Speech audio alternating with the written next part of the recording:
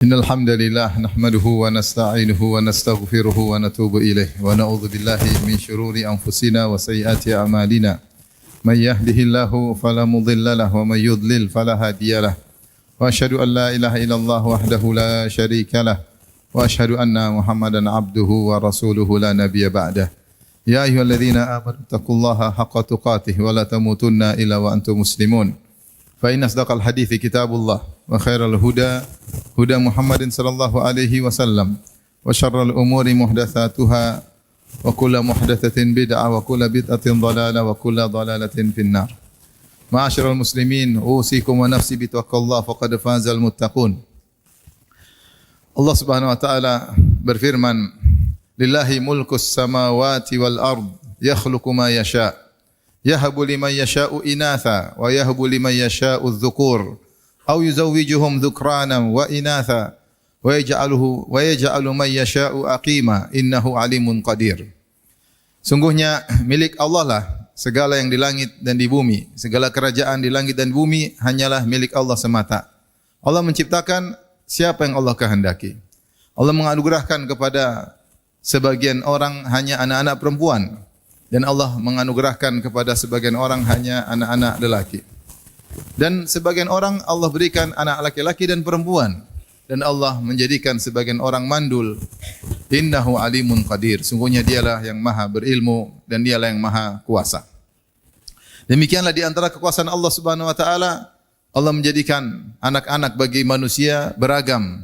Ada yang hanya memiliki anak perempuan, ada yang memiliki anak laki-laki saja. Dan ada yang memiliki anak laki-laki dan perempuan. Dan ada yang mandul tidak memiliki anak. Allah menciptakan siapa yang dia kehendaki. Dan semua itu Allah katakan, Innahu alimun qadir. Dia maha berilmu. Dia tahu apa yang dia lakukan. Dan dia qadir, dia maha kuasa. Demikian juga, para anbiya, para nabi pun ada yang hanya memiliki anak laki-laki. Seperti disebutkan Nabi Ibrahim alaihissalam. Dan ada yang hanya memiliki anak perempuan seperti Nabi Lut alaihissalam. Dan ada yang diberikan anak laki dan anak perempuan seperti Nabi Muhammad sallallahu alaihi wasallam.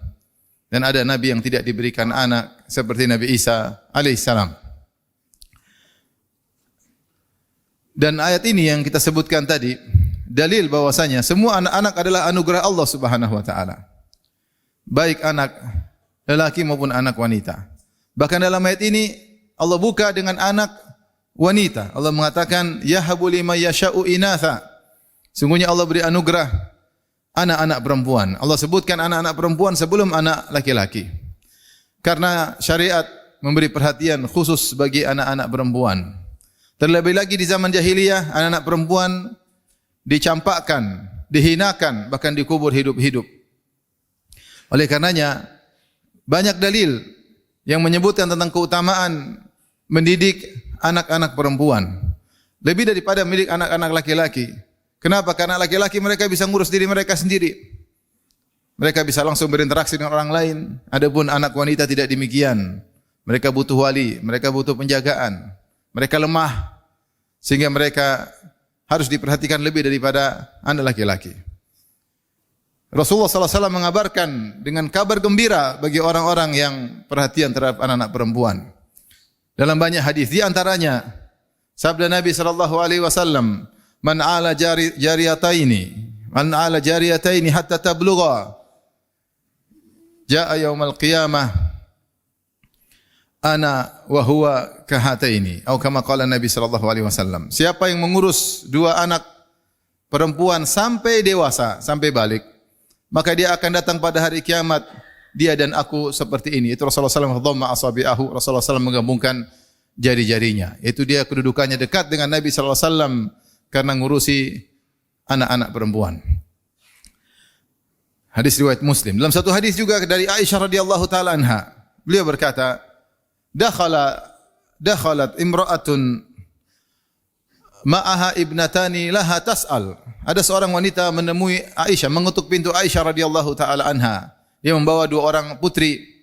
Kemudian wanita ini minta-minta karena miskin, minta makanan kepada Aisyah radhiyallahu taala anha. Kata Aisyah radhiyallahu taala anha, "Falam tajid indi ghaira tamrah."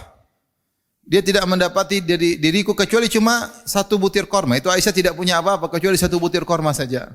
Fa ataituha iyyaha, maka saya pun berikan kepada ibu ini yang bawa dua putrinya. Saya kasihkan satu butir korma itu kepada ibu ini. Fa qasamatha bainahuma, maka dia pun bagi korma tersebut menjadi dua setengah buat dua-duanya buat dua putrinya. Walam ta'kul minha, dan dia tidak makan dari korma tersebut sama sekali. Kemudian faqamat wa kharajat. Kemudian dia pun pergi meninggalkan rumah Aisyah radhiyallahu taala anha. Falamma dakhala an-nabiy sallallahu alaihi wasallam alaina akhbartuhu. Tatkala Nabi sallallahu alaihi wasallam masuk rumah, aku pun kabarkan tentang ibu ini yang menakjubkan. Yang dia kelaparan ketika tidak ada satu butir korma, maka dia tidak makan, dia mengutamakan kedua putrinya. Dia bagi korma tersebut menjadi dua, dia berikan dua putrinya, dia tidak makan sama sekali. Bahkan dia tidak mengisap sedikit pun dari korma tersebut.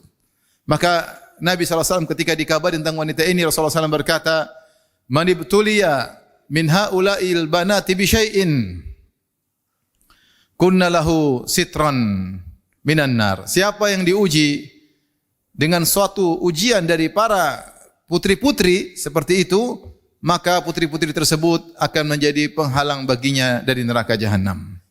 Isyarat dari Nabi SAW kata sebagian ulama bahwasanya mengurusi anak-anak putri ada ujian.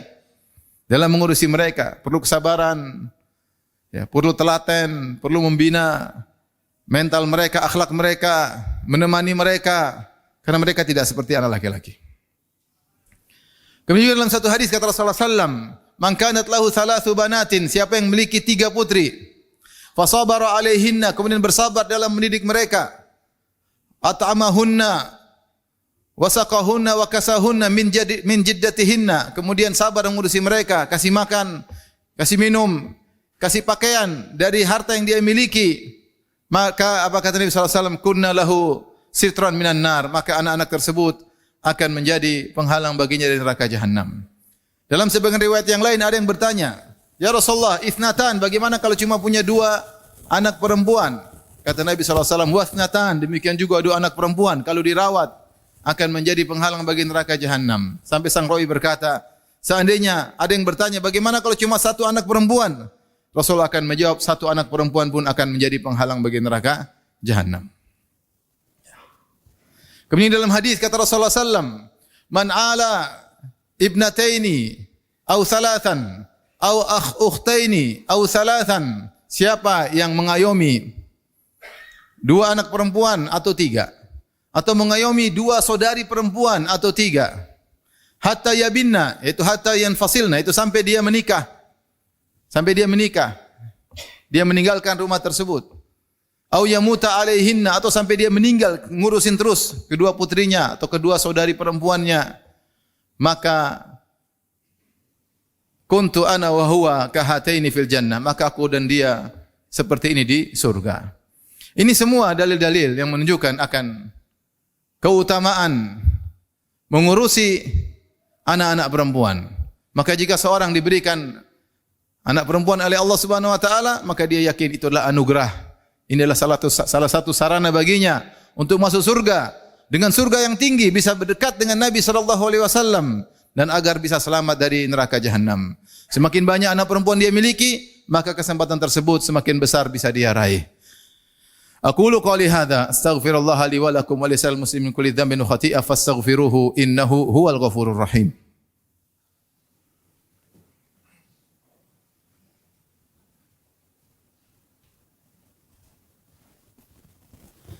Alhamdulillahi ala ihsanih wa syukru lahu ala taufiqihi wa amtinanih wa asyhadu an la ilaha illallah wahdahu la syarika lahu ta'ziman li sya'ni wa asyhadu anna Muhammadan abduhu wa rasuluhu da'ila ridwanih. Allahumma salli alaihi wa ala alihi wa ashabihi wa ikhwani. Ma'asyiral muslimin, orang-orang jahiliyah dahulu, yaitu sebagian kabilah mereka, benci dengan anak-anak perempuan. Allah katakan dalam Al-Quran, "Wa idza busyira ahaduhum bil unsa dhalla wajhuhu muswadda wa huwa kadhim yatawara minal qaumi min su'i ma busyira bihi ayumsikuhu ala hunin am yadusuhu fit turab ala sa'a ma yahkumun."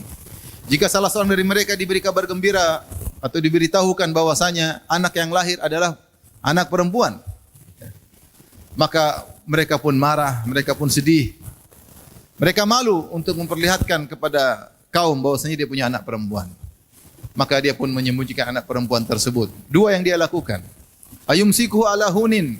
Ditahan anak perempuan tersebut hidup sampai umur 7 tahun, 8 tahun kemudian baru dibunuh. Am yadussuhu fit turab, atau langsung begitu lihat langsung dibunuh. Sa'a ma yahkumun, sungguh buruk apa yang mereka putuskan. Ini kebiasaan orang jahiliyah dahulu. Mereka malu kalau punya anak perempuan. Anak perempuan hanya merepotkan kehidupan, tidak bisa disuruh mencari nafkah. Kalau ada pertempuran antara satu kabilah dengan kabilah lain hanya menjadi beban. Tidak bisa menjadi prajurit untuk membela kabilahnya. Bahkan kalau ditawan jadi masalah bagi suatu kabilah. Maka jika seorang punya anak perempuan, dia malu. Maka dibunuh sekarang atau dibunuh nanti.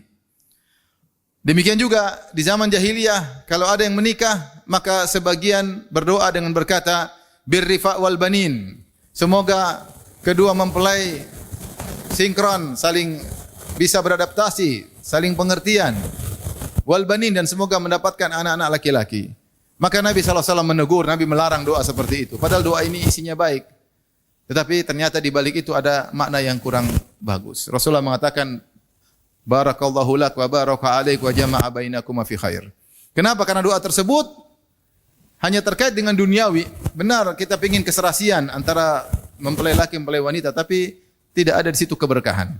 Yang kedua hanya disebut anak laki-laki, birrifa wal banin. Semoga serasi dua mempelai dan semoga mendapatkan anak laki-laki. Mana anak perempuan tidak disebutkan? Maka Nabi suruh mengganti doa tersebut dan Nabi melarang doa seperti itu, diganti dengan doa yang Nabi ajarkan, barakallahu lak, semoga Allah memberkahimu, wa baraka alaik, dan semoga Allah turunkan keberkahan atasmu, wa jama'a bainakuma fi khair, dan semoga Allah mengumpulkan kalian berdua dalam kebaikan. Ma'asyiral muslimin, meskipun di zaman sekarang mungkin kita tidak temukan ada orang Islam membunuh anak perempuannya, tetapi kebencian terhadap anak perempuan masih menjalar di hati-hati sebagian kaum muslimin. Kalau dikabarin bahwasanya istrinya dalam kandungannya ternyata wanita, dilihat dengan USG ternyata wanita, maka dia pun merubah sikapnya kepada istrinya. Yang tadi dia bahagia lihat istrinya mengandung, dia bergembira. Ketika di USG ternyata putrinya yang dalam janin ternyata seorang putri, maka dia pun berubah sikap. Dia tidak begitu bergembira, dia ada rasa kecewa. Bahkan sebagian orang ketika saya tanya bagaimana kelahiran, kata dia, putri lagi Ustaz. Dengan penuh kesedihan, putri lagi Ustaz. Akhwat lagi Ustaz. Ini adalah bentuk tidak ridha dengan anugerah dari Allah Subhanahu wa taala. Bukankah kalau semakin banyak putri semakin kesempatan kita untuk semakin dekat dengan Nabi sallallahu alaihi wasallam, semakin terhindar dari siksaan api neraka jahanam. Maka kebencian terhadap anak-anak wanita adalah kebiasaan jahiliyah. Maka seorang bersyukur kepada Allah diberi anak laki-laki maupun anak perempuan, dua-duanya adalah amanah dari Allah Subhanahu wa taala. Bahkan ya, sebagian salaf kalau dikabarkan ada seorang dilahirkan anak perempuan, maka dia berkata, al-anbiya abul banat. Bahwasanya para nabi mereka bapaknya anak-anak perempuan. Nabi Lut alaihissalam anak-anaknya apa? Perempuan. Nabi Muhammad SAW memang ada anak laki-laki, tapi ketika Nabi SAW mulai berdakwah, anaknya perempuan semua. Zainab, Ruqayyah, Ummu Kulthum, Fatimah, kemudian punya anak terakhir Ibrahim, tapi sebelum 2 tahun sudah meninggal dunia. Jadi Nabi hidup bersama anak perempuan. Rasulullah SAW abul banat. Rasulullah SAW anak-anaknya perempuan-perempuan. Rasulullah SAW bagaimana mengurusi mereka dengan penuh perhatian. Maka hiburan bagi seorang yang terkadang punya anak perempuan saja, ingatlah sebagian Nabi mereka adalah abul banat, hanya memiliki anak-anak apa? Perempuan. Dan sungguhnya siapa yang mendidik anak perempuan, dia mendidik lebih dari satu orang. Kalau dia mendidik anak laki-laki, didik cuma satu orang. Tapi kalau didik anak perempuan, dia akan mendidik banyak orang. Karena anak ini akan menjadi wanita soleha, akan menjadi ibunda yang soleha, yang akan mendidik anak-anaknya menjadi generasi-generasi yang hebat. Dikatakan oleh seorang penyair, al-ummu madrasatun idza a'data syaiban sya'ban thayyibal a'raqi. Kata seorang penyair, sesungguhnya ibu adalah madrasah. Jika kau siapkan ibu yang baik, maka kau sedang menyiapkan bangsa yang hebat. Kenapa? Karena dari tangan ibunda lah anak-anak menjadi hebat dan luar biasa. Dan dikatakan betapa banyak lelaki yang berhasil, di balik mereka ada wanita-wanita yang hebat. Oleh karenanya, di akhir khutbah ini saya ingatkan tentang kisah Hanna, ya, ibunya Maryam. Ya, ketika dia mengandung, dia berharap anaknya laki-laki. Dia berkata, "Inni nadartu laka ma fi batni muharraran fataqabbal minni innaka antas samiul alim." Ya Allah, saya bernazar. Dia tidak punya anak, kemudian ingin punya anak, kemudian Allah bikin dia hamil.